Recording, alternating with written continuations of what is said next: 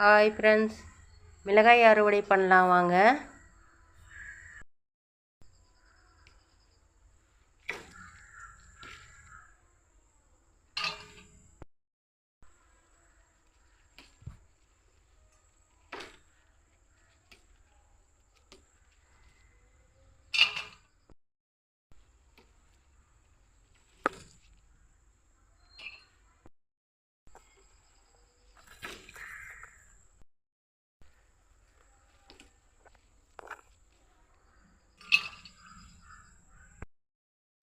இது மொத்தம் அறுவடை பண்ணிவிட்டு இந்த செடி பிடுங்கிட்டு வேறு செடி நடலாம் ஃப்ரெண்ட்ஸ்.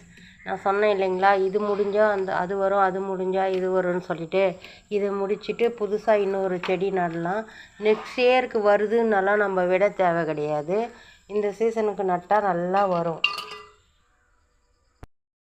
முல்லை, இதிலே மஞ்சள்,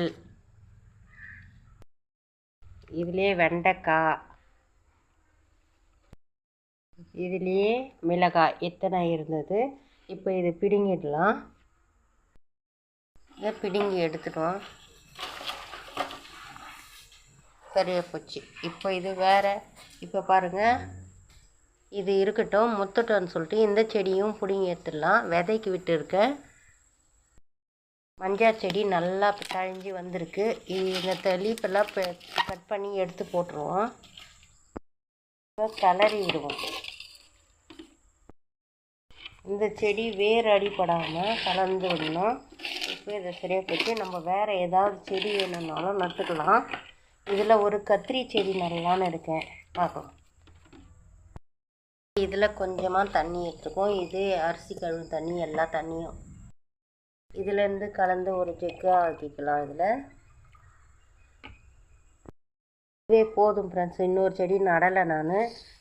இது 3 செடியும் மட்டும் இதை பிடுங்கிட்ட பிறகு இன்னொரு செடி ஏதாச்சும் நடலாம்.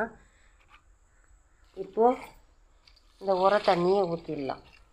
இப்படி கலந்து விட்டு உரத்தை போடணும்.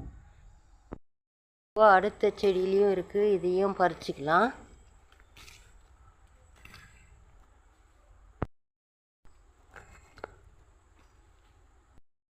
ஃப்ரெண்ட்ஸ், அறுவடை முடிஞ்சது. ஆர்கானிக் உரங்கள் போட்டு விளைய வச்சு மிளகாய்.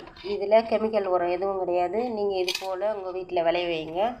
Happy gardening.